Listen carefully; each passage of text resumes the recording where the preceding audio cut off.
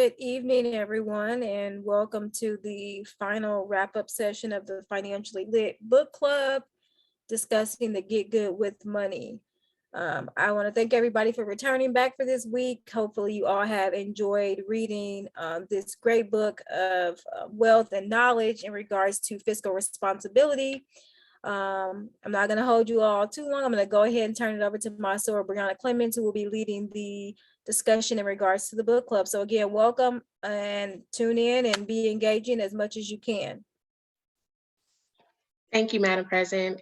Good evening, everyone, and thank you for joining part 2 of the Financial Lit Book Club meeting. I am Brianna Clemens.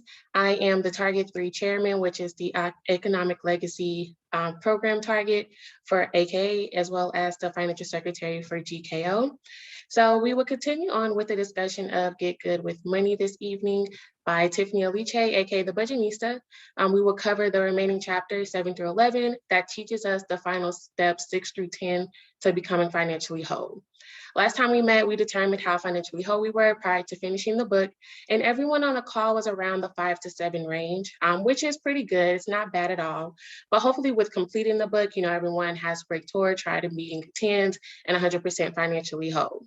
For those that did not join us on the first meeting, we would like for you to share with us where you think you are. So you can go ahead and rate yourself from 1 to 10 on how much you think you're financially whole in the chat. I also do want to inform everyone that this is an informal discussion, so it's informative as well as interactive.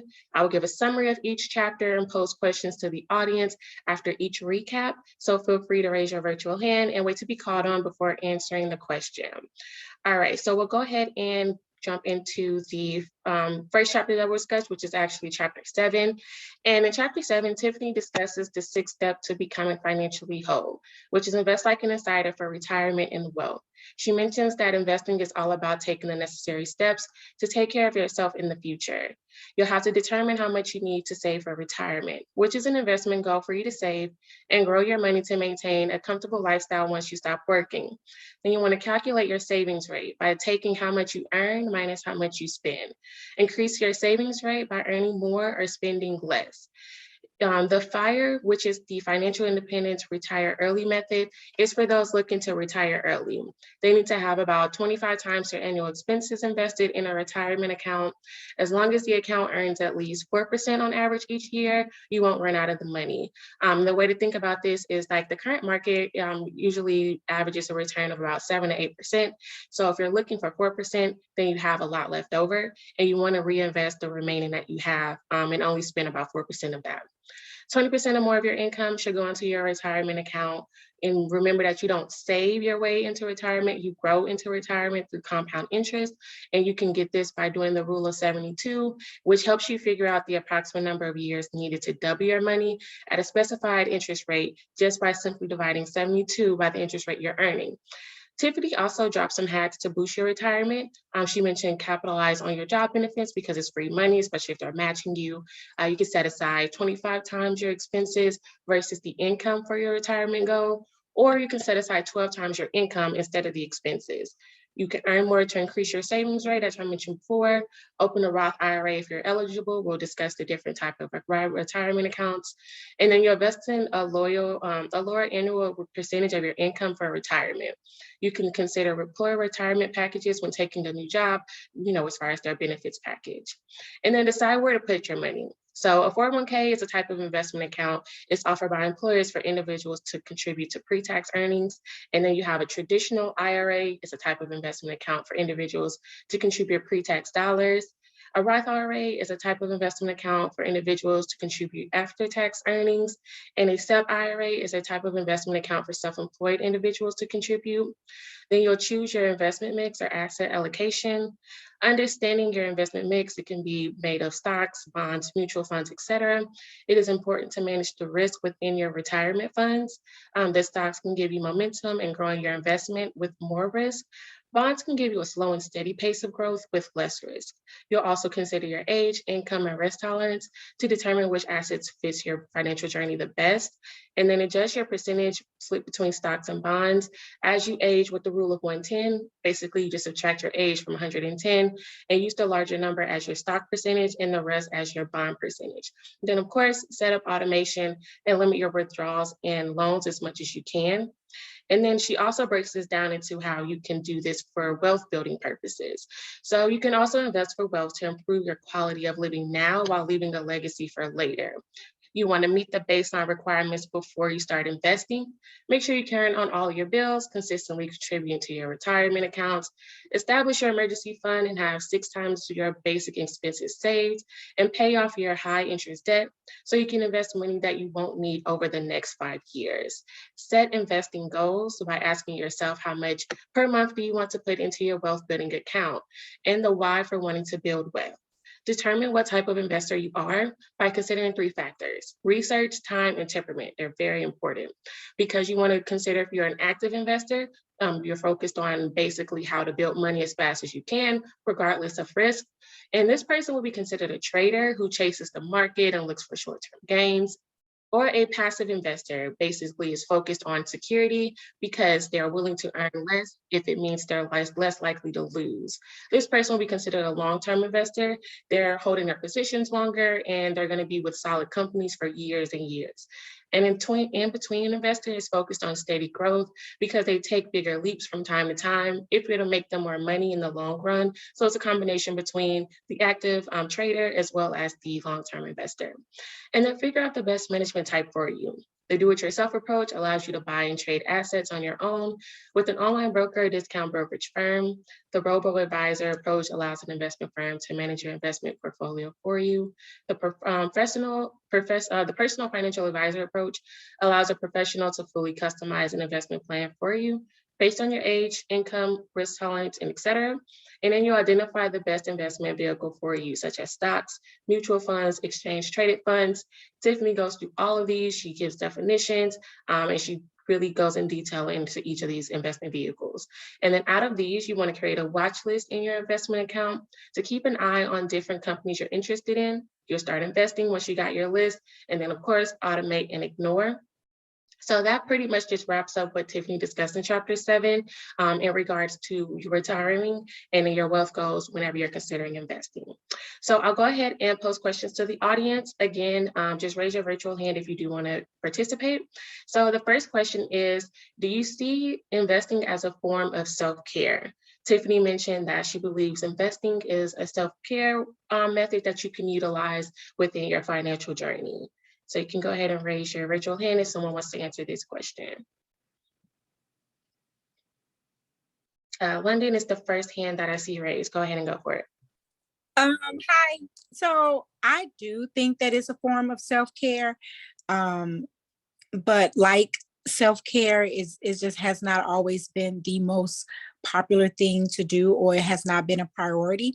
So for me, when I was reading this, I'm figuring out self-care for myself. And so financially, I have to figure it out. But I do think that it should be a part of our self-care. But it's a process.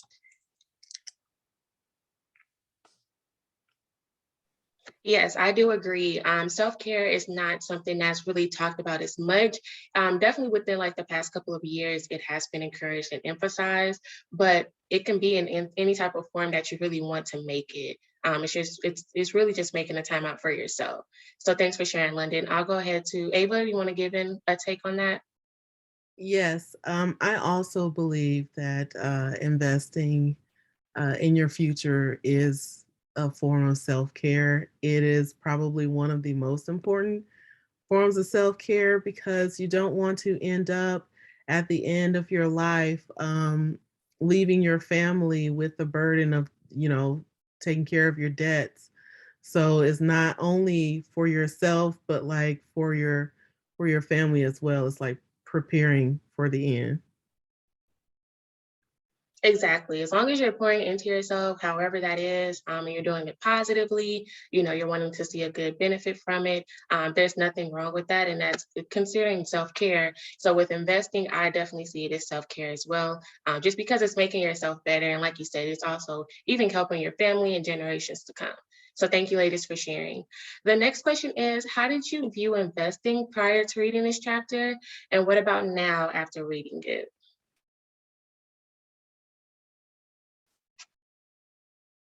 Danielle, could you go ahead and answer this for me?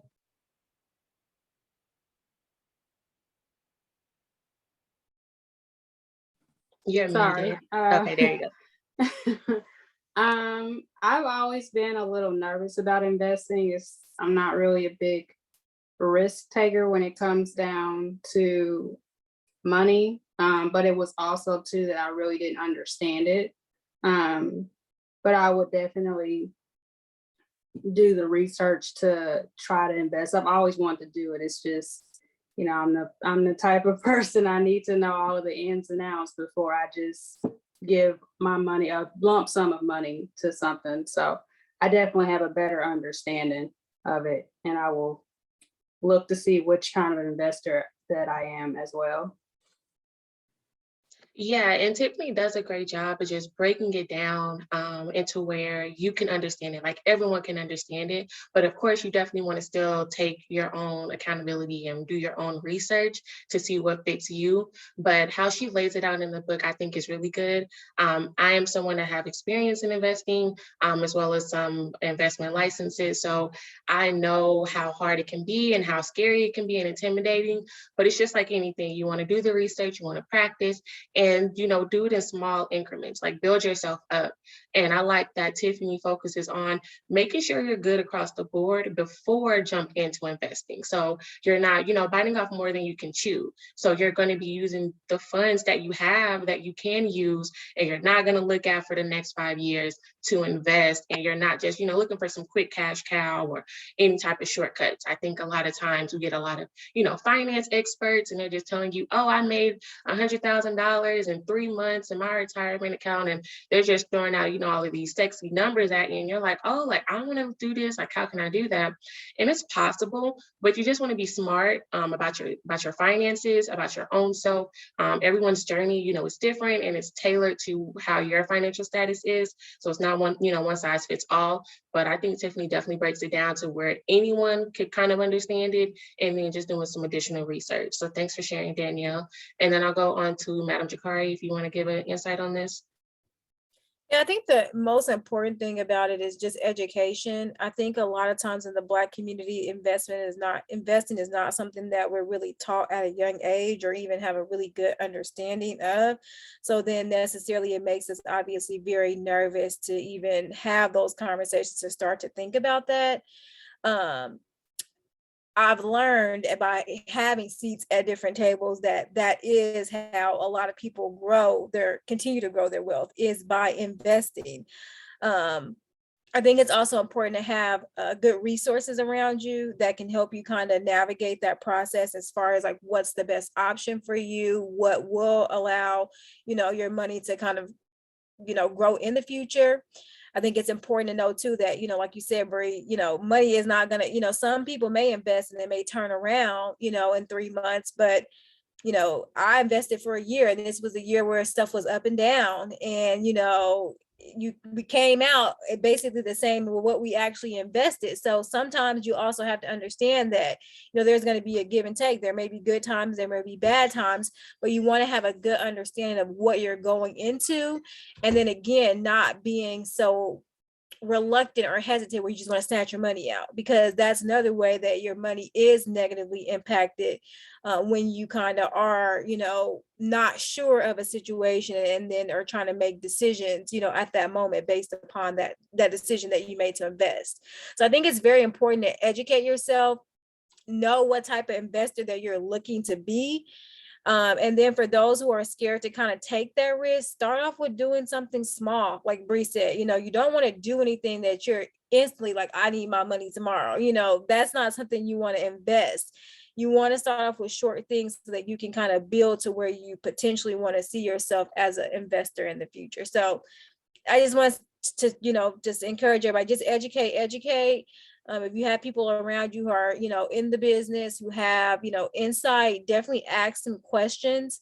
Ask them about, recommendations of different things that they think are important for you to kind of utilize, so that you have a better understanding before you just jump into doing something.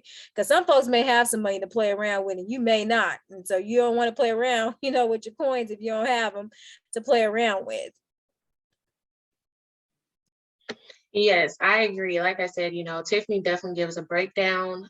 She tells you like when would be the most appropriate time to start. You don't want to start while you have a whole bunch of debt. You don't want to start while, your credit score is low, and just all of these other things.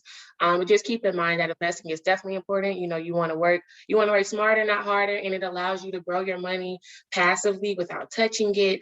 It's a lot of benefits that it has. You just have to do the research on your own. I think this is definitely a good, school to begin that education, but you can continue it with just different resources. And then we'll definitely go over it a little bit more. We have a financial seminar that'll be next week, actually. And we'll kind of tie like that a little bit more into that, because that's something that I will touch on. Again, I'm very passionate about investing. And it's a safe option as long as you do the research and you educate yourself. Like with anything out there, with any other financial product, whatever it is, you still have to do your research on it. So I thank you ladies for sharing for that question. I do want to move on to another question that I have. Do anyone invest in this circle? Like, does anyone actively invest? And if so, what type of investor are you? Jakar, do you want to take that one? Yeah, I didn't realize I didn't lower my hand though. I have in the past. I did SP 500 and then the Dow Jones, obviously, which are more mutual. I also had a mutual fund account at a point as well that I was kind of managing at that time. And again, like I said, there's good times, there's bad times. There might be times where you may put something in and you come out. I just so happen to come out at the same end of what I actually had put in, because it was a kind of volatile, year during that time. So it is something that, like I said, I have done in the past. It's something that I would like to do, continue and moving forward in the future, because I do understand, again, you're going to earn more money kind of with the investment versus your money sitting in a saving account accruing a little bit of interest throughout the years. I think this is ultimately too a good way to set your family up for generational wealth amongst a number of other different things. But I think, again, the conversation starts, with the family, as far as, is it something that you want to do? Educating yourself so that we as Black people are putting ourselves at a position where we can continue to elevate and grow our money, instead of, spending our money up frivolously on other things that are not, investing in our future. So I would recommend it, but again, I think you should know the risk before you go in it. Use money that you're not necessarily needing at that moment, again, because you don't want to pull it out, because you may lose more money when you do that. So just really understanding the process, I think, is very important before going into making a decision. Yes, I agree. Especially like Tiffany mentioned, the average return in the market is about 7 to 8%. If you look at any of your bank accounts or your savings accounts, they're offering you an annual percentage yield of about 0.1, 0.01. So that's like a penny of your balance that you receive. Yet you do, get the money that you put in. So if you put in $10, that $10 will be in there. You may just receive a penny at the end of the year for your interest. However, it won't ever go down, but you have to consider inflation. So that $10 you put in today is not going to be the same $10 you put in 10 years from now. We know now, you use once you break a $20 bill, that $20 is over with. So it's like the value of the dollar is decreasing. So as the year goes on, like the years pass by, you want to kind of just make sure you're setting yourself up to where you're matching the economy, and not even just the US economy. Like look at the war that's going on, and just how all of those different things affect the social economic status, and just how that can affect your investing, how that can affect your banking accounts, and just all of those different things that are tied in together. And then like Jakari mentioned, with the investing that she did, I would consider that more of the long-term investor, because she held a position. And whenever you're thinking anything that's on, like, that's following any like mutual fund or any of the indexes, it's more of a safe choice because just of how they're structured versus if you're just owning one simple company as far as stocks and things like that. And then I'll go ahead and have Ava, if you have some insight on what type of investor you are as well. So I would consider myself an investor who can take I forget how to word it, but like medium risk. I have invested before in a retirement program, which because I'm a teacher and I have moved several times, like I don't even see those accounts. I don't know what's in there. So I should probably go back and find those. But I also did some investing with the Robinhood app. And I had about, I don't know, like 20 something of the AMC stock before it shot up earlier last year. I don't know if you guys remember the scandal that happened with that, but it wasn't doing anything for a while. And so I kind of got disappointed and frustrated. And so I kind of sold everything. And then, this Pinterest or they came through, and then everybody was making money except for me. So I don't think that I will be going back to the apps just because I was so frustrated with it. But like I said, I do consider myself to be like a medium risk taker when I do invest. Yeah, so that will kind of put you like a combination of the two. But in regards to what you mentioned, like with the AMC, like GameStop, like that whole play. So whenever you go into situations like that, with the social media age and everything being documented and on blogs and all this other stuff, it'll surround a hype surrounding the thing, which, I mean, going forward, there may be like some laws in regarding to that to where that can't happen anymore. But in a case like that you'll take a stock that isn't having much activity, that really isn't going anywhere, and then a big buzz like this comes around to where you have people that have millions and billions of dollars in these types of stocks, to where when everyone drove that stock up, it made them money, to where they got out of that stock. They had, they were losing money at one point, but then everyone made them millionaires and made, increased their wealth. And then to where you do have people that probably missed out on it because they were holding it for so long and it really wasn't doing anything. With things like that, that would be like an active trader who's chasing the market, who's chasing in trend, who's chasing what's going on in the, the fluctuation of the prices, where that's really risky. Someone doing that, you need some skin on your back. You need to be really, privy and educated into all the intricate things of the market. I don't recommend that for a beginner or even intermediate trader or investor. I definitely say you want to make those smarter choices as far as like something that's less risky, that's not going to be fluctuating so much in regards to what you're looking for whenever you are investing. So there's nothing wrong with those types of things, but it will discourage you, like you said, like, just because people were making money after the fact that you already sold it, it's like, oh man, I missed out. But you want to take your emotion out of it. You want to take the mindset that you have out of it. And then also do keep up on what you have put into like your 401ks, because for the most part of it, you can kind of manage it. And Tiffany discussed that, like, with your 401k, they pretty much have like target funds and all these other things that's already managed for you. But if some companies do allow you to make some small changes or whatnot, and you can even move that to a traditional IRA or something along those lines. If you do have a little bit more experience and you kind of want to like move stuff around on your own to see how it works that way. But yeah, like I keep saying, I reiterate, just educating yourself. Don't be intimidated. It's not scary. And I think that's just one of those things. The top percent, they know all of these secrets and all of these hacks on how to keep their money and grow their money exponentially. But when it comes to like underrepresented communities, we don't get the same privileges. We don't get the same information, to where, they'll scare us out of wanting to invest when it's literally free money. They'll scare us out of wanting to do things to make smarter choices with our money, to build that generational wealth. So I want to move on to my last question. It's kind of a fun question. Tiffany mentioned how to look for yourself whenever you're investing, to consider your retired self. So I wanted to know, did anyone come up with a retired self name for yourself? And if you did, what was that name? If you want to share with the group. Bethany? Mine was Beulah.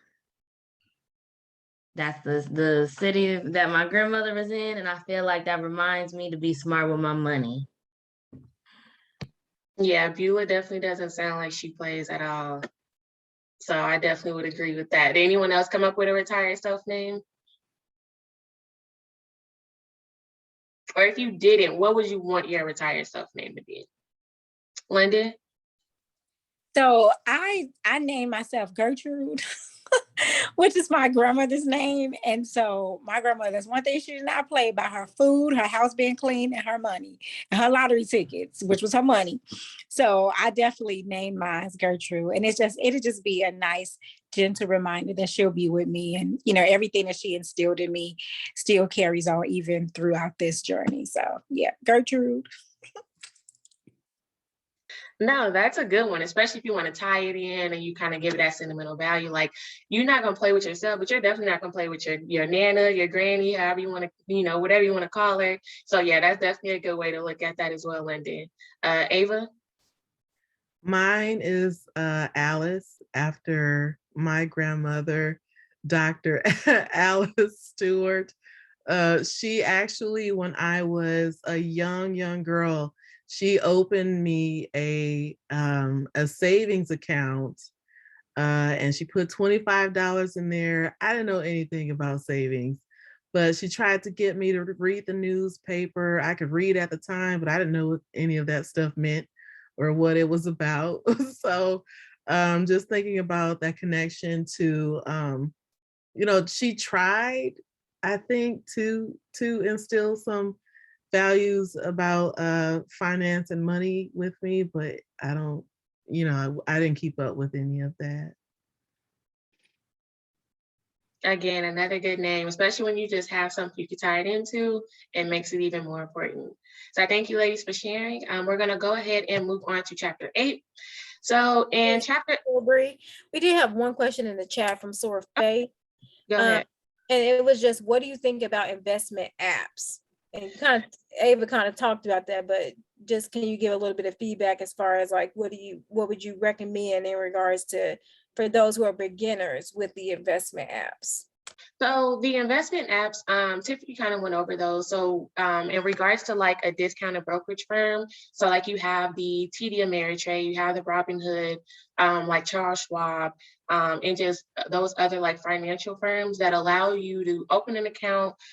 You'll be able to do it at a discounted rate. I think a lot of them, I think as of 2020, they offer 0 commission fees, which a commission is basically a fee to put in a trade. So you would put in your trade ticket, and then let's say their commission was $1 or whatnot, it'd be $1 fee for every trade.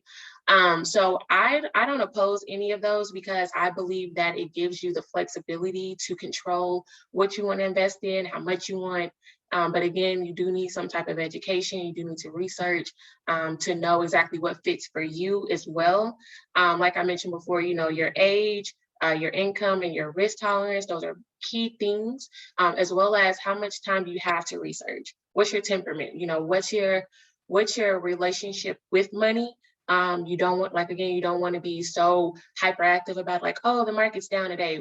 The market is an ongoing thing. Whenever you look at the market, you look at trends, you look at the history. You don't look at what it did yesterday. You don't look at what it did a month ago or even a year ago. You want to go 10 to 20 years at a time. When you talk to someone that's really experienced, they're going to tell you to look at 20-year charts. I don't want to get into the verbiage of charts and all of that, but you just want to look at it as far as the history and time and what that company has done. So whenever you do, venture off by yourself and you go to like these investment apps, to really where it's just the investment company, however you can do like the apps or anything like that. If you're talking more of like a guided type of app where it's like making any recommendations for you, I haven't personally done any of those, but I believe that it does help, to kind of take off the pressure of doing it yourself. So I'm not opposed to it. It's just, again, just putting in the research, the time, evaluating your current financial status, and just having a good relationship with your money that you can put away. Don't look at it, and just let it grow and let it do its thing. Of course, don't just be oblivious, like, oh, whatever it does, it does. You do want to monitor it, but you don't want to be impelled to just make a decision like, oh, it's down today, I'm just going to put all my money out. That's never smart. If you have that mentality, you don't need to be investing. You might want to take a step back, think of some other ways to do it, because you cannot go into it with the mentality of that's my money and it's going down, like I need to take it out, like something's going on. You just definitely have to research a little bit more. And again, looking at the history trends is your biggest key. Look at the trends, and it's not just a year, even 5 years, 10 to 20 is as far as you can go. Okay. So again, moving on to chapter 8, Tiffany goes in and discusses the 7 steps to becoming financially whole. It's getting good with insurance. This is not a topic that's really discussed often. It can become confusing, especially when you're filling out your employer's benefits package and all of that. But Tiffany definitely dives into this a lot. So she just tells you, you must determine your insurance needs and make a plan to meet those needs by getting health insurance through your employer or seeking independent coverage. A high deductible health plan is most beneficial for young and healthy people with minimal medical expenses. A preferred provider organization plan is most beneficial for people with high medical expenses, like those that are already ill-stricken, have pre-existing conditions, as well as even young children that can get injured a lot. Health maintenance organization plans are usually the most affordable because it's basically a primary physician manages all of your healthcare services for routine care, and anything additional, they just refer you to a specialist. A flexible spending account, they're available through your employer, and they let you contribute pre-tax money for qualified out-of-pocket expenses, but you will have to use these funds by the end of the year or you will lose anything left over, kind of like your PTO. You use it or you lose it.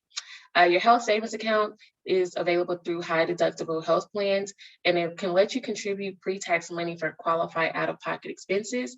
And there is a hack that Tiffany mentioned. You can actually take funds from your HSA, which is the health savings account, and it can be invested into your retirement account without being taxed if it's used for qualified medical expenses whenever it's withdrawn. You also can explore life insurance as a risk management tool to cover you during your working years. Your policy amount should be 10 to 15 times your income, and it should cover you until you reach your retirement age, which is the normal about 65 years old. Term life insurance is a policy for a specified number of years. Tiffany highly recommended this one over the permanent life insurance, which is a policy that never expires. And it was basically due to like the heavy fees and just other stipulations that come with the permanent life insurance plan. You want to make sure that you get a private policy outside of the one provided by your employer sooner than later, just in case you no longer are employed through a corporate financial company or you to receive such benefits. As well as explore disability insurance, since it provides money while you're alive and unable to work. You can get a private policy for this as well, outside of the one provided by your employer, to avoid being underinsured or taxed whenever you do collect funds for disability reasons. And then as well as short-term disability insurance addresses an immediate short-term need to cover lost income due to illness, injury, or maternity leave. Long-term disability insurance provides benefits that cover lost income over a greater length of time. Get property and casualty insurance for property like home and auto. This chapter is pretty short and sweet into it, so that's pretty much all that I have for chapter 8. So I do want to pose questions to the audience. Did you know the differences between health, life, disability, the property insurance policies before reading this chapter? You can go ahead and start raising your virtual hands.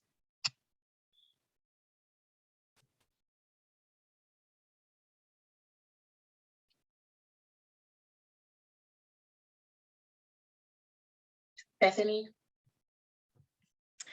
No, I didn't. And actually, it was really helpful to get this like run through of the different types and of just best practices, because I just did this for my job and I went through their like benefits training and whatnot. And so I think I chose okay, but the way that she broke it down was very beneficial, and it made me think, because I just did kind of the base of the stuff. I'm like, well, I can go back and edit things if it need be later, especially looking at that life and disability insurance. So it was a nice turn on how to frame it, because the way that it was like explained to me as a part of my employer package, it wasn't, I don't know, I just didn't get the same understanding from it. Yeah, insurance can be quite confusing. It's never really clear, especially like you said, when you're looking at your employer's benefits package. Honestly, it's one of those things that I just like skim over. I'm like, I just know I need medical insurance, so whichever one just seems best, I'll go with that. But the way Tiffany broke it down, it's like, okay, maybe I do need to go back and reevaluate whatever I selected, just to make sure that I'm covered. Because a lot of times you get these insurances and it's like you never use it, then you're just wasting money. That's what it feels like. But in hindsight, it's definitely important. It's just like car insurance, you just need it to be safe. But it's one of those things that you'll kind of shy away from just because you really don't understand it. It's all this verbiage and you don't understand the difference between the policies. So I definitely like how she broke it down. So I definitely agree with that, Bethany. How about you, Latia? I didn't know much about the different insurances before listening to the chapter, but I thought it was important when she said set up like the life insurance while you're younger and healthier, because it tends to get more expensive like once you get older and start having health complications. I thought that was important, and since I am younger, it is necessary to look into like the different life insurances while I'm still healthy.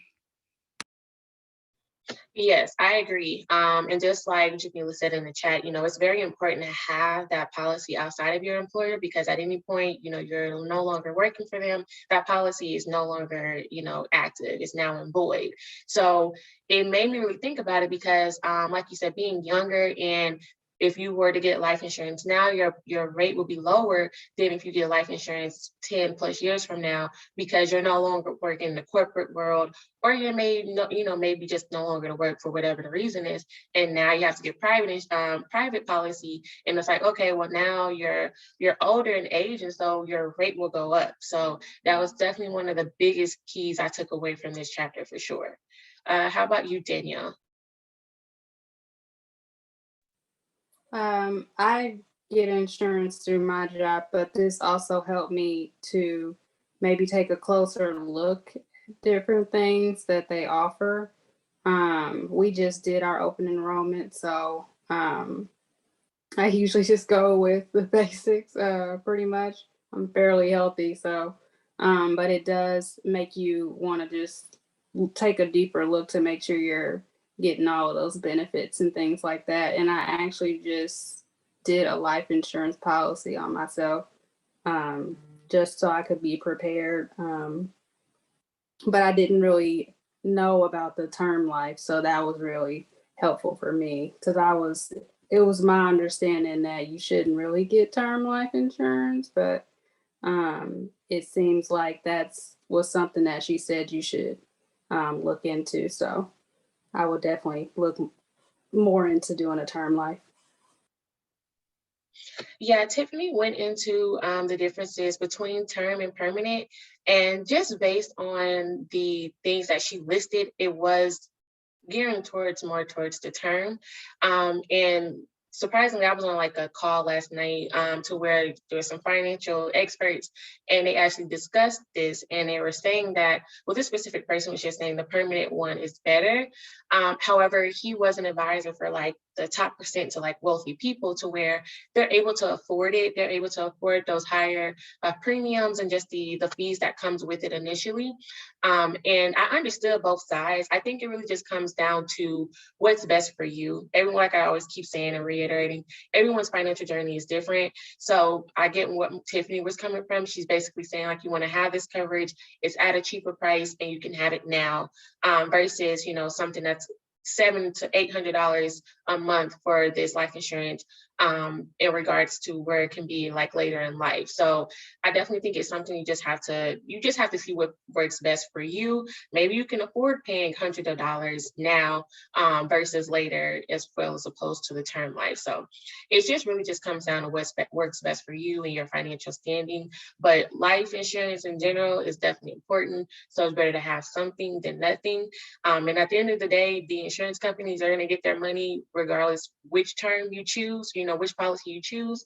But again, you just kind of want to see which one works best for you and in regards to your financial status.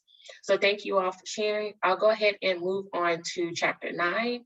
So in chapter 9, Tiffany discusses the 8 steps to becoming financially whole, grow richish. So this is just to maintain a positive net worth where you own more than you owe by establishing a goal and plan to increase it. So you want to know what a net worth consists of, first of all, and then calculate your own by taking your assets minus liabilities. That's really all it is to it. So your assets are things you own, like we mentioned stocks before, real estate if you own any land or properties, cars, jewelry, collectible items, and then your liabilities are what you owe to other people, like any loans, credit card debt, taxes, outstanding bills. And then she also mentioned that you want to accept what your net worth is for now because it may be a negative number, and that's okay. But whatever it is, you're gonna work on it and then you're gonna make it grow, because you're gonna do that by establishing your net worth goal and then identify the steps you can take to meet it specifically, realistically, and using actionable items to get there. And then also make sure your future financial decisions, so your Beulahs, your Gertrudes, and Elises, and all of those, Alice, make sure that they're in considering whenever you do make any of your financial decisions, because you want to keep your net worth in mind to keep your liabilities as low as possible, or what assets you can incorporate to offset any debt you owe. This was another quick short chapter, straight to the point. So that's pretty much all that I have for that chapter. And I have questions for the audience. So have any of you considered your net worth before reading this chapter? I know I personally did not, because again, student loan debt, don't want to look at it, don't want to think about it. But what about you? Does anyone have anything they want to share? Go ahead, Jakari. Yeah, so I'm an avid reader, and so I have a book club. So every year we start off our year with reading a financial literacy book. And so I kind of was introduced to it about maybe 2 years ago, just in reading some of the books that I was reading. And also understanding too, obviously you do, normally naturally get scared, when you know that you have all of these liabilities essentially, and it can kind of be discouraging. But I think, how she described it in the book really sets people up with the tools that they need to be successful in managing that and navigating, really kind of putting yourself in a position where you can either change the narrative, you can get stuck in it, or you can continue to go backwards. So that's one of the things that I really enjoyed about it. I think it also is very helpful too, with the information and tidbits that she that she gave to also assist other people, because, some of our older folks are, maybe our seasoned, grandparents, et cetera, those who are continuing to age out. These may not be conversations or things that they're aware of. And I think that sometimes it really starts with one person in a family where it can kind of change the narrative for the future. And so really kind of, educating, bringing people in the mode and having these conversations hey, I noticed that, you spend a lot of money, or maybe when you're, emotionally distressed, there are people who shop a lot. Really kind of making note of some of the habits that you have, your mindset in regards to money. I really try to say that if you have a very negative mindset to money, it's going to be really hard for you to get money or keep money because you think negatively about it. So I definitely think it offered a lot of tidbits and just gems that I thought were very beneficial for people to really take charge of their financial status, and really to put them in a position where they can kind of change the narrative. That is something that it may be that day, but again, she always reiterated that can change. This can get you to establish a plan that can turn this around for you. And I think that that's so important with our generation who have a lot of student loan debt, or, are trying to really, find their financial kind of wholeness in this journey, not to be, so boggled down with the things that we have that are present, but where can we go with this? Yes, I agree. And just how she just broke it down to where when she did go through like the different scenarios on calculating the net worth, it was interesting to see the income was never included. So like, I think she did an example with her friend who was an attorney. Her friend was making, 6 figures. However, her net worth was low just because of her student loan debt and things like that. But at the end of the day, her income wasn't included in there. So it's like, the income that you're bringing in, unless you're saving it, unless so you're setting it aside, you're putting in your account, your retirement accounts, etc., it's not going to be included into your net worth. And so I think that was one of the biggest things I took away from it, because when she was calculating, I'm like, you're missing about 100,000, or so there. But it was just like, she didn't save all that money. That's spendable money. That's, those are expendable funds that's going towards expenses. If it's not saved or it's not put away, it doesn't count. So I think that's definitely important to realize. I'll go ahead to the second question is, did any of you agree with Dame Dash's view that the purpose of work is to own? I see some head nods here. Can someone raise their hand and kind of give their opinion on that? Absolutely, Bree. I think that we have been in a mindset since slavery, essentially, that we're to work, because that's essentially what our ancestors have done. I think, being able to go and get an education, to get these accolades and all of these achievements, to really set yourself up of, where you want to be, financially, personally, professionally. Also, like I said, has the ability to change the narrative for your entire family. I think that the goal is to be smart. The other people do it all the time. Let's just be real.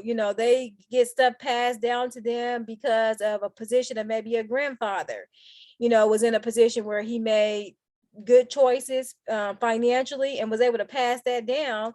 Or maybe some of the kids don't even have to work, and I think for our people, sometimes we do get so caught up in that, where it's like, we won't make good decisions in the moment that could be everlasting or long lasting, impacts for our future, for our family's futures, because we want to see something right then at that moment. So I think the goal is to always, make the money. That's important, but get smart and learn how to grow and invest the money, with the generational wealth, home buying, I think that that's something that is really lacking in the Black community for a number of different reasons. I don't want to just say, we're at the bottom with that, but there are a lot of things that, kind of stop us from being able to be home buyers, student loan debt, credit scores, etc. And these are things that we're not taught at home. And so I definitely think that the goal is to, educate yourself, do what makes sense financially, but also learn how to step outside the box to be able to grow your money and opportunities. So who want to work for the rest of their life? And at this rate, we ain't gonna be retired till we about 80, 90 years old. That's definitely not the goal. I'm a part of the group that wants to do it as early as possible. If it was next year, it'd be great. But no, I definitely agree. It's definitely about ownership. Like Tiffany even mentioned, you want to have it to where your assets are able to pay off your liabilities. You want to take a trip, you want to do something. Okay, so which one of your assets, whether that's a side hustle that you have, let's say you have something else that's going on that you can use those funds and you can put it towards your traveling expenses. You can put it towards your cars or anything along those lines. You definitely want to have ownership. Ownership is definitely key. If it's able for you to do. If it's not, that's okay as well. Like, I think a lot of times we do get, mesmerized by social media and what's out there and have FOMO of like, oh, well, this person has that and my trajectory isn't the same and I'm twice their age, or, or I'm the same age. Why am I not in the same situation? But like I keep reiterating, it's your own financial journey. And so you have to do what's best for you. However, don't be succumb to the environment that you grew up in or the mindset that your family had or anything along those lines, because you do have the resources to grow exponentially if you want to. If it's not necessary to you, if it's not a want or need for you, then it doesn't have to be. But then take a minute to consider your future generations to come. The people that are younger than you. What would you tell them? What would you tell your 20-year-old self? What would you tell your 15-year-old self in regards about money. And I think definitely expressing ownership is key. Having ownership, having something that's yours that you can continue to utilize, you can make passive income off of, you can rent out to other people, have to buy it from you. It's definitely a way to bring in multiple streams of income and just leaving a legacy and a mark in this world. So I definitely agree with you there. Ava, did you have anything to chime in on this? I was just going to say that I also agree with what's been said so far. For me, the challenge is not, so I always know that the whole point is to have things and have things for your future. But the challenge for me is the mindset. And this is going back to the first half of the book. I am actively trying to change my mindset. But, I've just grown up with, okay, well, this bill is paid, so we are right this month.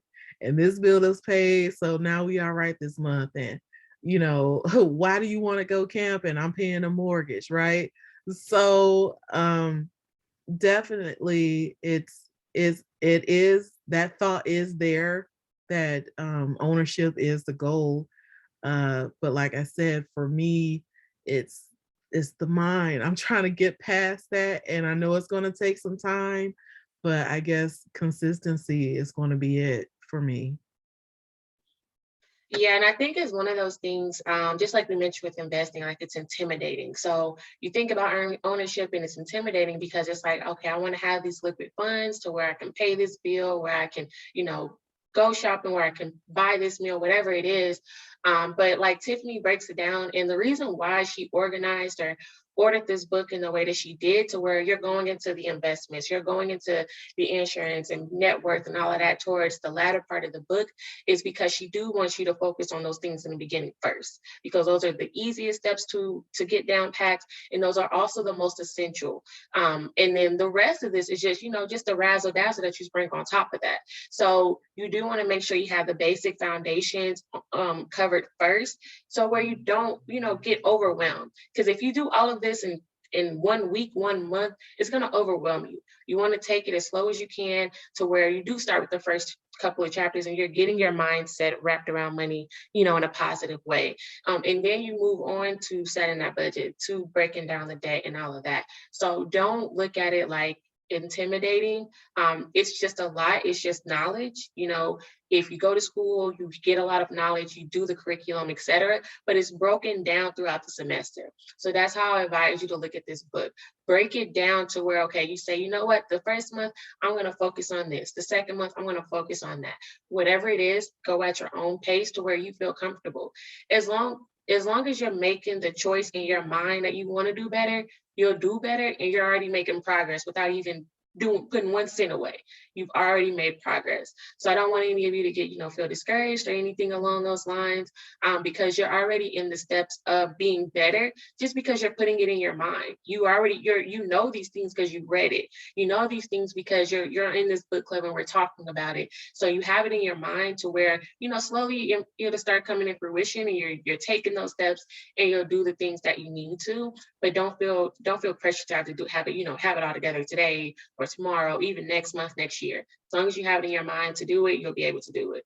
Jakar, I saw you was unmuted. Did you want to add? I had just wanted to add too, like, it's hard to break that mindset when you've been raised in generation after generation, and that's what you've been able to see. Like, you've seen that. For me, I always try to think about, like, what if I had a different opportunity? How would my life have turned out?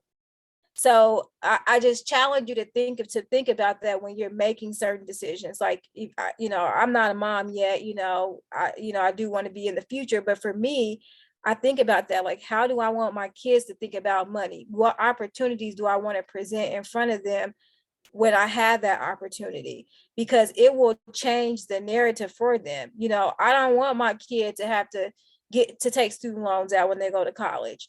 I didn't have that, that's a whole nother conversation. How I think about student loan debt, because I think that is a lot of systematic racism, because most kids that go into large amounts of debt are Black and brown students. your EFC is zero from the beginning. I told you coming in the door, I couldn't pay for my education. And you're telling me that this is the gateway into success. So I just challenge you to just be thinking about that. Like when those times or those challenging thoughts come in mind, you're like, I don't know if I can do this. Reimagine, like I said, what do you want your future to look like? What would have been your ideal of financial freedom had you had the choice to choose? And then that will allow you to really reshape your thoughts, your choices, and your decisions that you make in regards to money. Because again, it doesn't, like Bree said, it's not something that you need to be like, oh my God, I need to do all of this today. It's going to take time because you have to be disciplined. You have to train yourself. You have to make sure that, I think it's important to have a good, well-rounded balance. Like, yeah, you want to, treat yourself to nice things, but how are you going to treat yourself? Give yourself a constraint or a budget for the month when you're going to do that, so that you're able to do it and reward yourself, but not to the point where it's overbearing or you deviated from your whole plan that you had. I just, like I said, I want to encourage us, because I think sometimes our minds can allow us to set ourselves back for what we're trying to accomplish and what we want to do, because we feel like, oh, I've never seen it done. It can be done, and it will be done as long as you hold yourself accountable and give yourself the grace and mercy to, make those decisions moving along. Yes, I definitely agree with those points. You do have to unlearn bad habits. You do have to unlearn hindering mindsets. But if some of you are, first generation college students, that was something that wasn't done. That was something that, your elders didn't see for themselves, and you were able to do that. So kind of keep that mindset with anything you do. If it's out there, it's attainable. Like nothing that's out there is so impossible that no one can do it. Otherwise, it would never be anything that was started to begin with. So it's not anything that's just so far outright that you cannot do it. It's just how it works for you in your situation, and just how you can break it down to where it's easily accessible for you. Tiffany reiterates goals. You want to plan, you want to set a goal, and you want to do something that's realistic, something that's attainable, and something that you can actually put your time and effort into. And that's just like with anything. That's with your schoolwork. That's with your actual professional work. That's with, your kids. That's with anything. You want to make sure that you're setting plans, you're setting goals as well. And then you're just actually putting in the effort to get those things done. And I'll go to London, and we'll just move on to the next chapter. Yeah, I was just going to add, one of the things that kind of helped me with my mindset and offering me a different perspective is that when I went away to school, and in my head, growing up on the south side of Chicago, I didn't see a lot of things that I experienced once I went off to school. And so it kind of changed my lens on how other ethnicities handle money and how they save and how their families prepare. So I even as a college student, and my mom had to take out the Parent Plus loan because I didn't have enough money. But I just remember making a promise to myself that even though, like Jakari said, I don't have kids, but I help raise my nieces and nephews and my cousins. And I also have a non-for-profit organization. And then I'm also an educator. So I have all these kids that look up to me, even when I don't want to be looked up to. So I made a promise to myself that I wanted to do everything that I can to give them a choice that I did not have. And so me saving and me, having these financial conversations with them. And I do something with my family. I call it Kings and Queens check-in. And we just talk about things that typically never was talked about at our dinner table. And so I'm asking them about, how are you doing? What kind of car are you going to pay it off? You want a car note? Like having those untraditional conversations that, I had to I guess I was the sacrificial lamb because I had to learn everything, and I'm constantly learning. But every time I learn it, I'm like, oh my goodness, I got to make sure they get it, because no one else is having those conversations with them. So for me, it's just modeling what I didn't have and being to everyone else what I didn't. It can be burdensome, but it's worth it because you know that you're giving them an opportunity that you never had. So that really helped me change my perspective. Yeah. Yes, that's great as well. Just to have, just have people that look up to you. And so where it's motivating you to continue to learn as well as share what you're learning so they cannot go through the same things that you went through or just avoid different obstacles that you had to overcome by yourself because, you were the pioneer to first battle these types of situations by using your education, by doing the research, by just stepping outside of the box of what you were taught and, to actually utilize plans and set goals that were able to allow you to grow past what your the elders or people in your past were able to do. So no, I definitely agree with that as well, Lyndon. Okay, we'll go ahead and move on to chapter 10. Chapter 10 was also one of those quick chapters as well.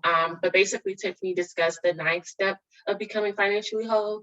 She mentions picking your money team of professionals that will help you reach your financial goals. So like we're talking about, just setting goals and setting plans, you need to develop a team that will help you in that to where they'll be able to motivate you and pick up the slack wherever you at.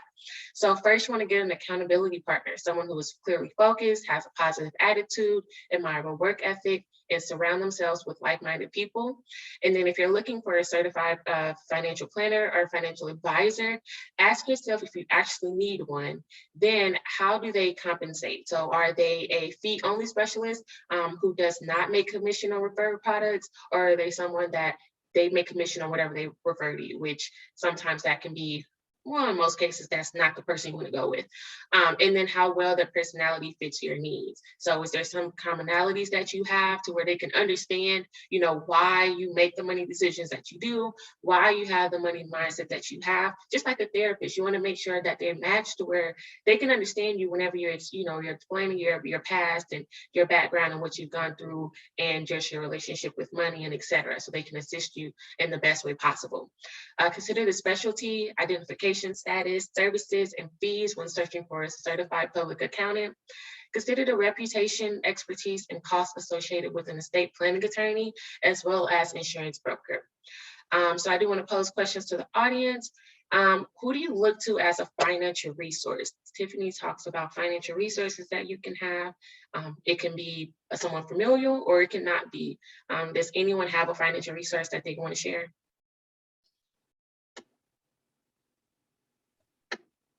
I think self. I think you have to want to advocate for yourself to get in that position. And I think that comes through education. Again, a lot of us weren't taught some of these things at home, or basic money management skills that really kind of spill over and can really be, detrimental to our lives in regards to our credit scores, et cetera. So I definitely am big on, like I said, educating myself on, different ways to make money, different ways to help educate people in my family.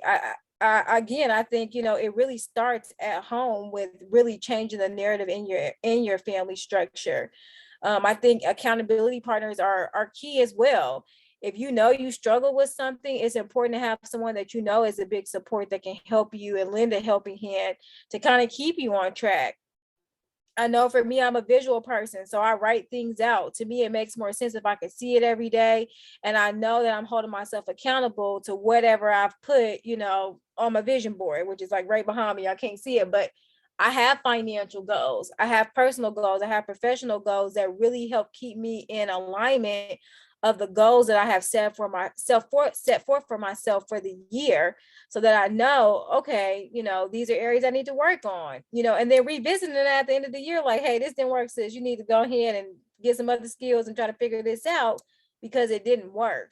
I think also, reaching out to maybe someone who can help you. Maybe if you don't have the resources or the education, that is why these people are certified, so that they can give you some type of assistance.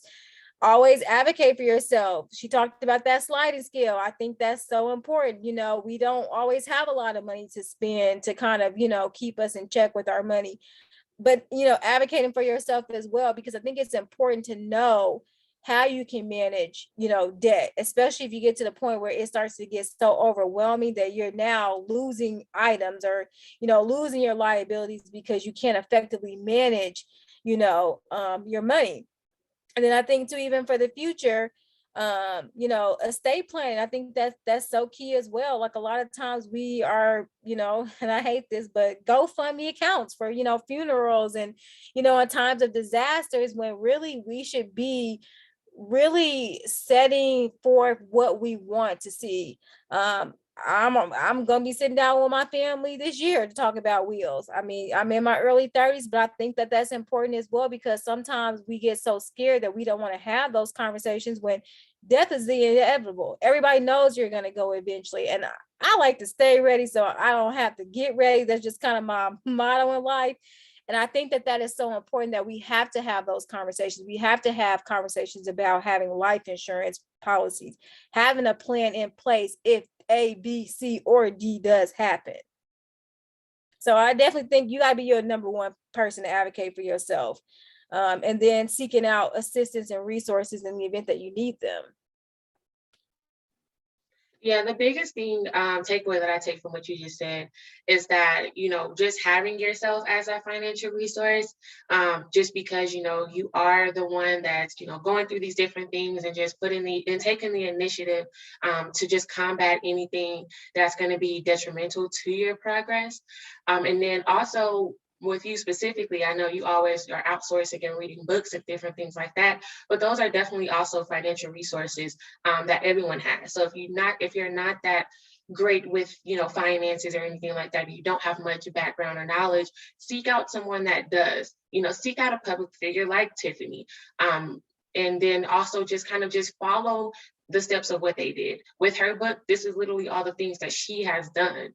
And, you can do that for free. You don't have to pay for that. People always, that's the kind of the thing now, paying for a class, paying for a training or anything along those lines. Just kind of look at what they're doing and don't be dismayed by just the show. Like, some people are doing things just for show. We're seeing a lot of entrepreneurs it's definitely nothing wrong with that, but most of them don't have the credentials or the experience really back up what they're teaching, to where they're really just doing it for $1. So you do want to make sure that you kind of weed out the person that you are looking to, but definitely want to look at the evidence to show that, okay, this person did go through this, they do have this to back it up, and not just I did this in a year, and those things are possible, but it's just like, I say, look at someone that has some skin in the game. Look at someone that is exactly where you want to be, not necessarily where you come from.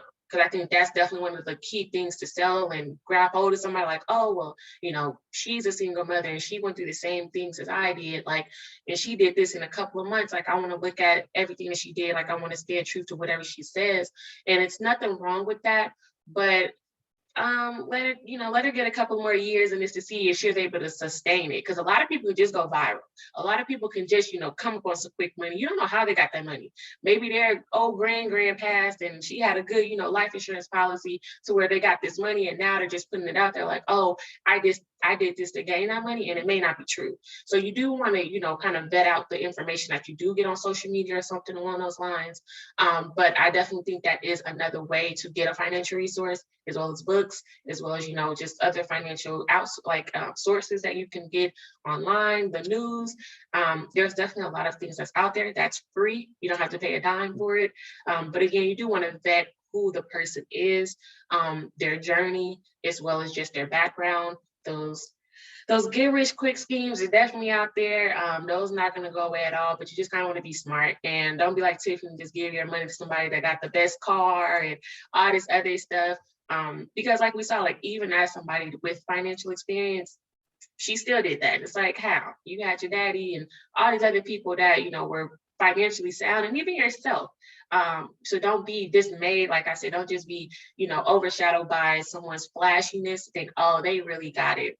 Because if we know the wealthiest people, you wouldn't think they have $1 in their account because they got the most basic thing on. They drive the most, standard car. Like, there's really not that much flash to it. So I definitely think, definitely advocate for yourself, and then just outsource for any areas that you lack or any areas that you want to get strengthened in for sure. Okay, so we'll move on to the final chapter, which is chapter 11.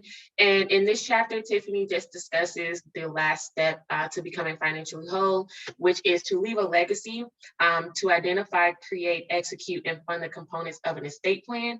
Jakari kind of mentioned this earlier, just estate planning it can be one of those topics that you don't want to touch on, but it is very detrimental that you do. So first, you just want to fill out or check the beneficiary forms to designate and check your beneficiaries on every account that you have. Think about guardianship for minor children, family members with special needs, to designate a legal caretaker in your absence. Write a will to make your last wishes clear regarding the fate of your property and guardianship of any minor children. Deal with your advance directives to provide instructions regarding your medical care in a scenario that you are not of sound mind and body. One directive is a living will for when you're alive but unable to state your wishes due to being incapacitated. The other is a durable power of attorney, which gives someone else the ability to act on your behalf in legal, medical, and financial areas where you're incapacitated. Think about and document your long-term care plan if you should need help with basic daily activities such as eating, bathing, getting around. And if you have at least $100,000 in assets, you can set up a living trust to distribute your assets while you're alive. You can open a revocable trust that allows you to change your mind at any point during your lifetime, or an irrevocable trust that does not allow you to change without the permission of all the beneficiaries listed on that trust. And it's best to do this if you have about $500,000 or so in assets. And then of course you want to execute and fund these estate plans by formally signing them to make them plan legally in effect. So this was the final chapter, and I do have a couple of questions just for the audience. So why do you think people have a hard time talking about estate planning? Jakari kind of already touched on this, but want to hear from anyone else in the group?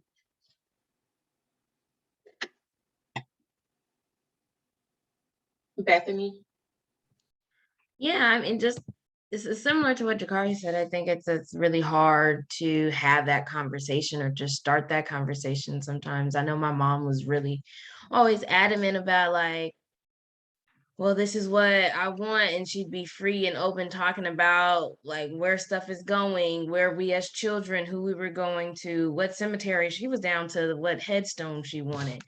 And I was always like, that's just a bit much, Mom. Like I need you alive. But as I got older, it was like, okay, well, there's a reason behind why she's doing this.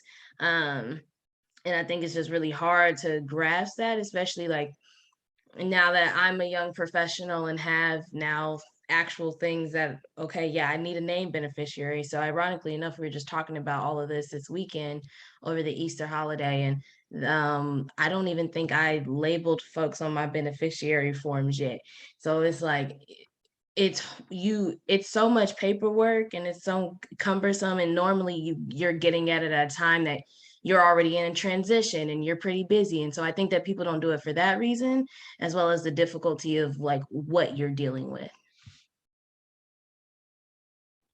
Yes, I definitely agree with that. And it doesn't hurt with getting ahead of it and discussing it now, but it is one of those things that's uncomfortable just because no one wants to think about it, but that day is coming for everyone and no one can get around it. So you want to plan as much as you can to take the burden off, of your loved ones. How about you, Danielle?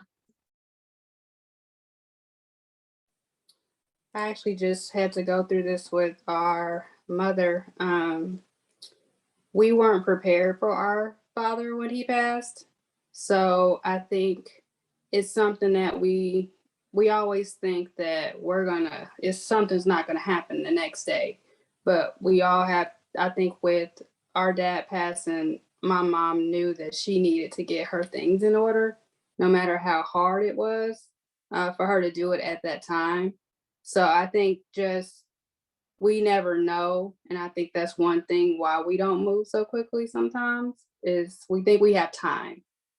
And just with COVID and everything, and we just recently had to just get everything in order. And our mom had everything straightened out when she passed. Like it was difficult, but she took care of everything to where we didn't have to do anything actually.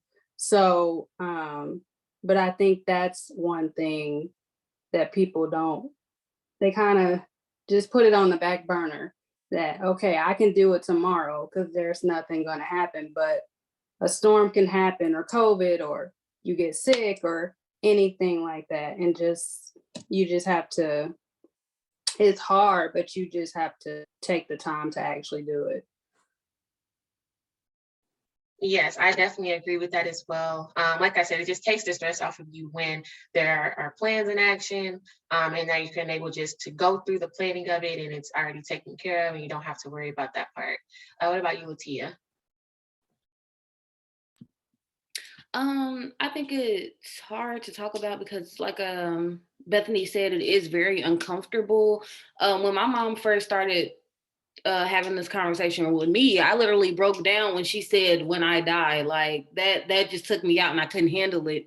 So I have 4 sisters, so we actually appointed one of my sisters to have that conversation with her and then relay the information to us, because I just can't fathom talking about that. I'm like, it gives me so much anxiety. So I do think that's a big part of why it's so hard to have these conversations. Yeah, and then also outside of our families, we need to think about it for ourselves as well, because something can happen to us and our loved ones can be without us, and then what can they do, what can they do in our absence? So it definitely takes off that pressure for them if we do have these plans, even if it's not that it's not the ultimate death or whatnot. It could just be that something happened and now you're not functioning and you're 100% so who's going to be able to help you there? And then a lot of you mentioned, you're the strongest person in the family, or you're the go-to person. So, okay, so when the go-to person or the head of the family is, out of whack, or, they're not able to function at the full capacity, then what?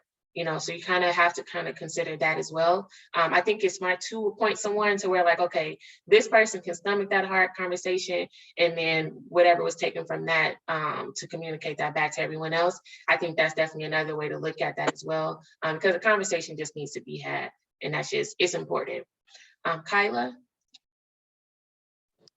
Yes, I think it's hard to do because it's like we can't accept it. It's hard to accept the fact that this is going to happen. And just looking back, recently my grandfather passed in October, and I was just looking at how like my grandma literally had everything done by the 3rd day. My granddaddy had everything like written out, and even though his transition, he knew he was transitioning, but it made like my grandma be more at peace rather than when he, like, no offense to my grandma or my granddad, but when he was here, she was just, getting prepared for him to die.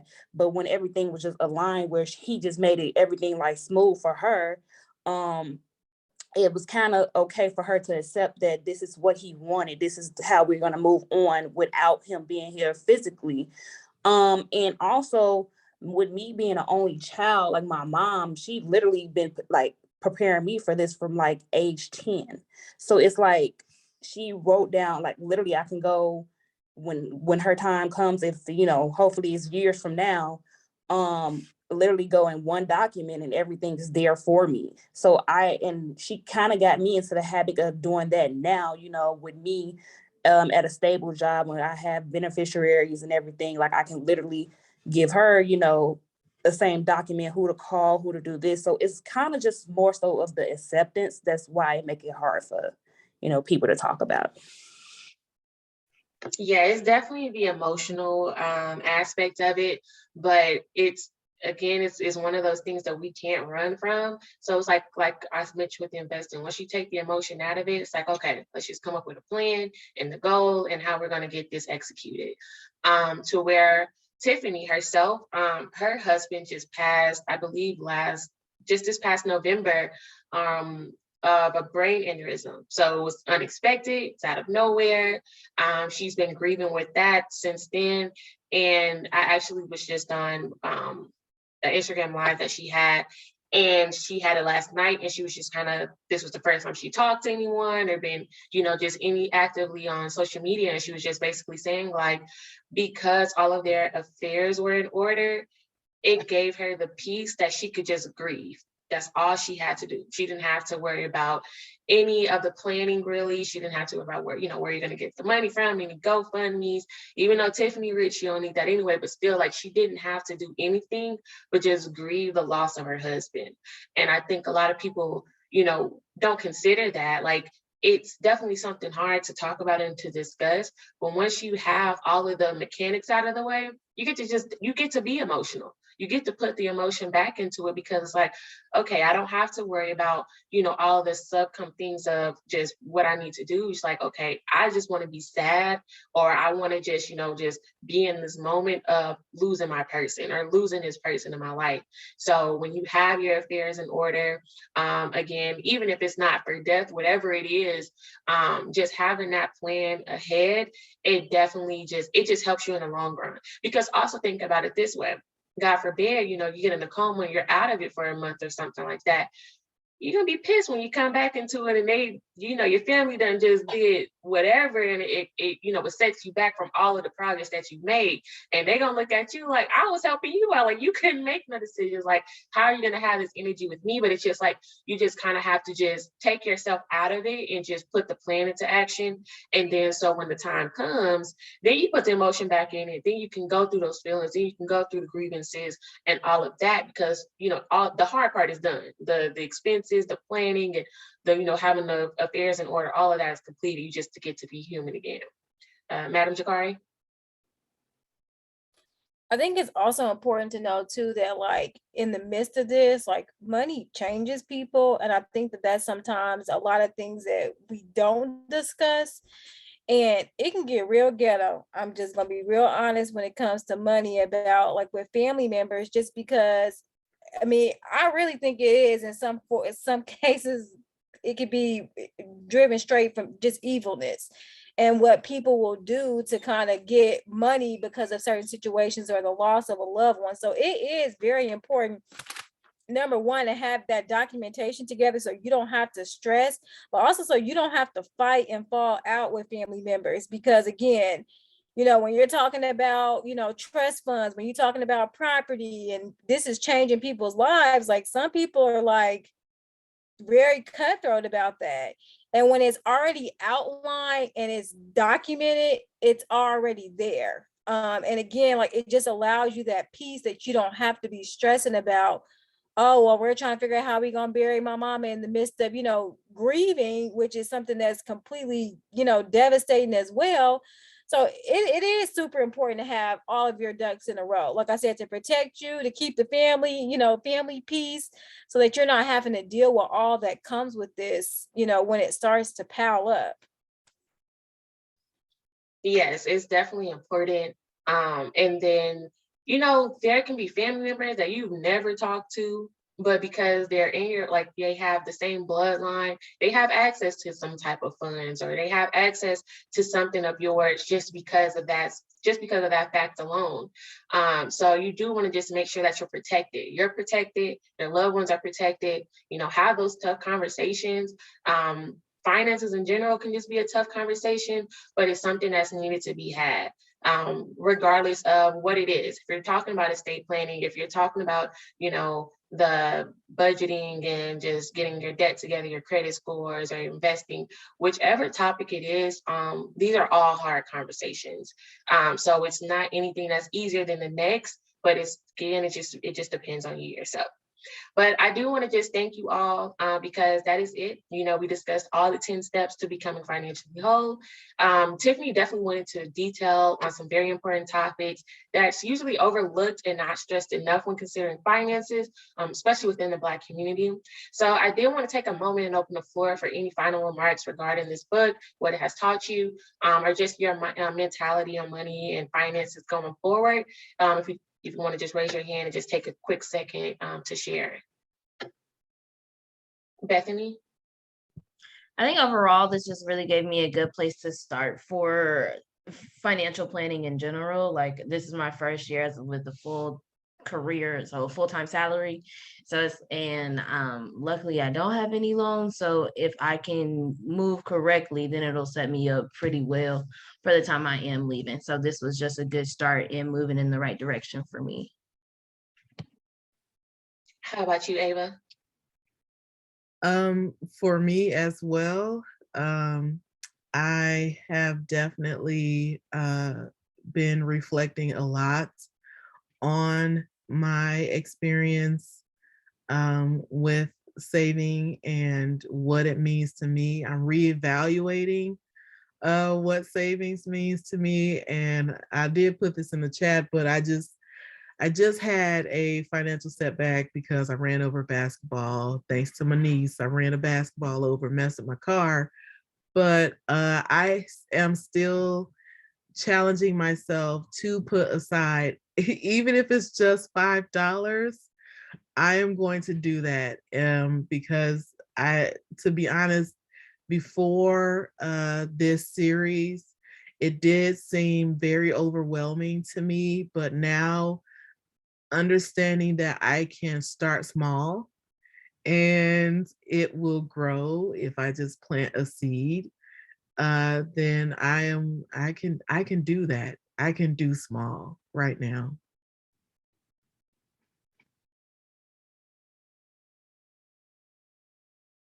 Yeah, and that's really what it's all about. Just being able to, like I said, just taking in small doses, and just being able to understand where your strengths, where your weaknesses are, what your goals are, and how you want to get those accomplished. And just having that understanding prior to executing your plan. Madam Jakari?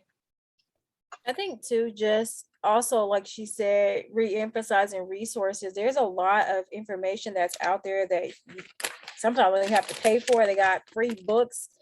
I always say that the way that you really can change your kind of financial perspective is to read stories, especially of people who kind of look like you, because I know sometimes it's hard to relate to obviously people who, don't have the same shared experiences. So I definitely would recommend too, like if you can, try to at least incorporate one financial book in a year. I try to read as much as I can just because I think that's how you grow wisdom, knowledge that turns into actions and decisions. And I think it is important, if you don't have a lot of those resources as far as people, you can seek those out and actually reading, the material that you need that can help you. So definitely utilizing all your resources, but reading is so fundamental and can really change the narrative.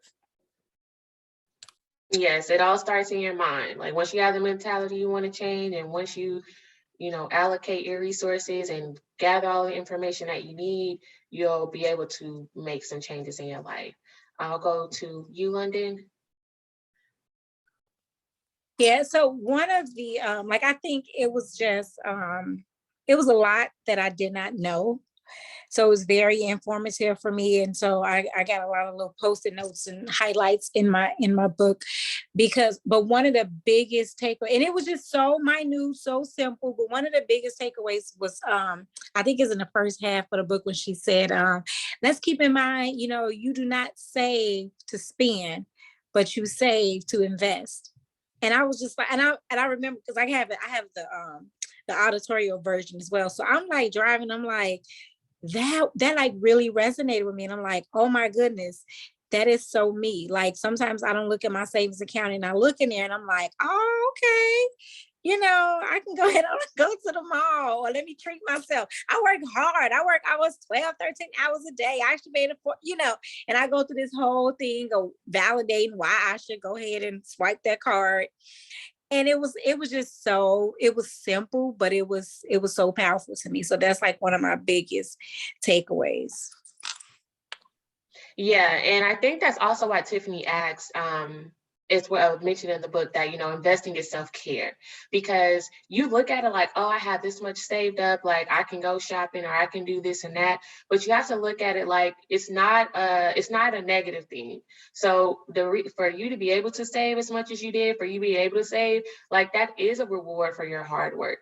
It is a benefit for you to be able to, work as much as you do and have the opportunity to put money aside. So it's still a form of self-care. We kind of just look at it as a task. We look at it as a chore or just something we have to do, but it's definitely a blessing to where you should be grateful for it. And that's why, like in the first half, she mentions, like just creating a gratitude list. So one thing you can add on your gratitude list is that I'm grateful that I have X amount saved in my savings account, because you know what? Next person may not have that. The next person may not even have a savings account, let alone a bank checking account. So, we need to we need to just change how we look at those things and how we talk about it. Because once we talk positively about it, we're going to look at it positively. Like, oh, I have this amount saved. Like, okay, go me. Like, I did that. It's not going to be like, oh, well, I had that saved. I worked hard enough. I'm just going to spend it. So, just challenge yourself to just speak life into the work that you've done. Just like if you work out, like, oh, I don't want to go work out. But once you see them abs poking out and your arms getting toned, you're like, okay, I love how I'm looking in the mirror. I love how I look in this dress now. Like, you just kind of have to just speak life into it. So, it'll be a reciprocative relationship. Put good into it, get good out of it. And I'll take the last comment from Danielle. Just to piggyback off what London was saying, in the beginning, like the first half of the book, it allowed me to buy and how much that adds up, and just kind of like just popping myself like, no, don't buy, don't do that. So I think just kind of taking a closer look at what you spend and what you just go through and kind of buy that you don't really need to. So I think that was something that really set with me, is just taking a closer look at what I spend so I can save more as well.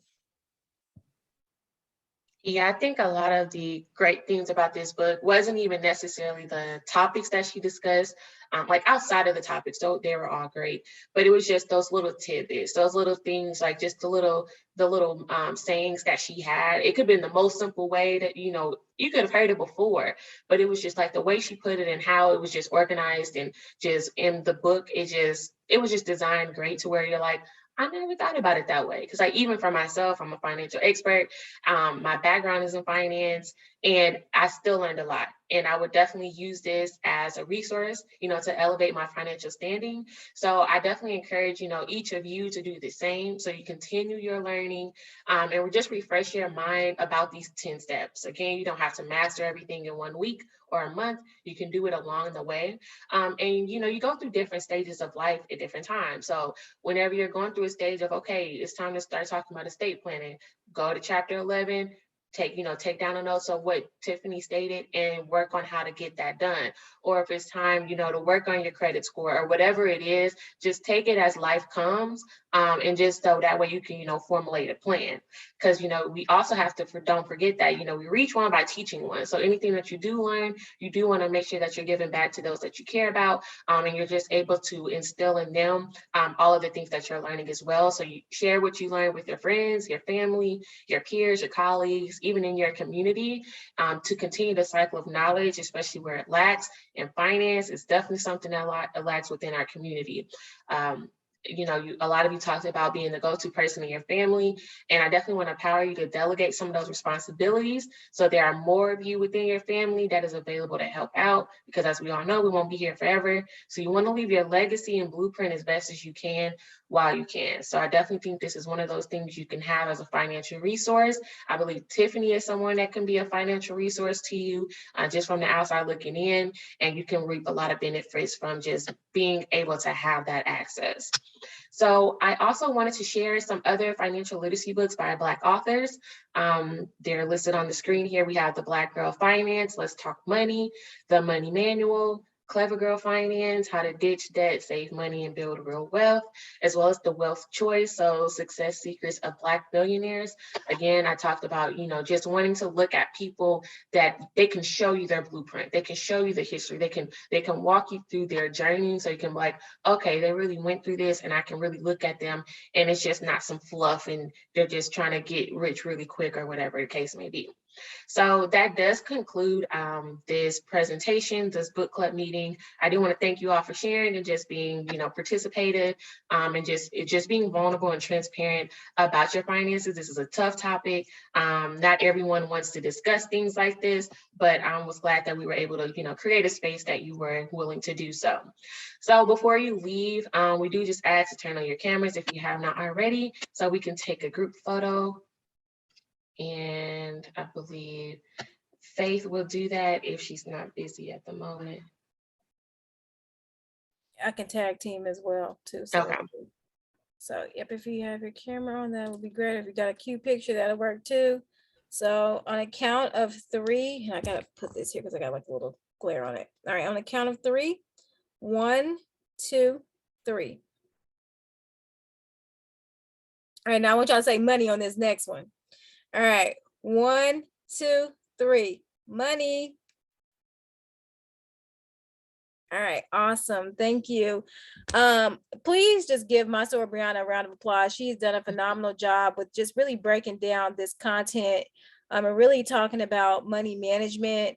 I encourage and try to empower all Black women just to take control of our finances, as well as having a better understanding of, you know, money management, being fiscally responsible, because it does change the narrative. So as always, soror Bree, thank you so much. You do a phenomenal job. I want to thank you all for attending this evening.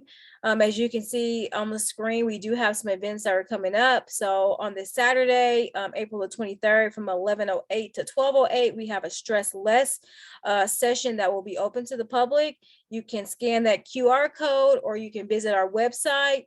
We have a number of different events that are up on our website that you can RSVP for. Next Wednesday, we have our financially lit workshop. So this will be great for you to attend, to kind of talk about putting these things into practical application, as far as, you know, crediting, budgeting, investing, saving, etc. It'll be led by my soror Brianna, myself, and Monica. So it'll be great. I said some tidbits to kind of learn. We also have scheduled for next Friday a virtual masquerade ball that will be open to the community. It is free. We will be honoring some of our local community organizations and the work that they've done and making an impact in the Southern Illinois area. So as always, if you're interested in attending, definitely feel free to RSVP. We'd love to have you. We thank you so much for joining us this evening. My soror Brianna did drop the link for a survey in the chat. Please take that survey, as it does allow us to get feedback on how well programming is going, if there is any recommendations or suggestions that you all do have. So please do complete that. I hope everybody has, you know, taken the perspective of really learning some things and really wanting to change some things in the future. We look forward to having you guys at other events that we have, and have a great evening. Thank you all. Thank you, everyone. Have a good evening.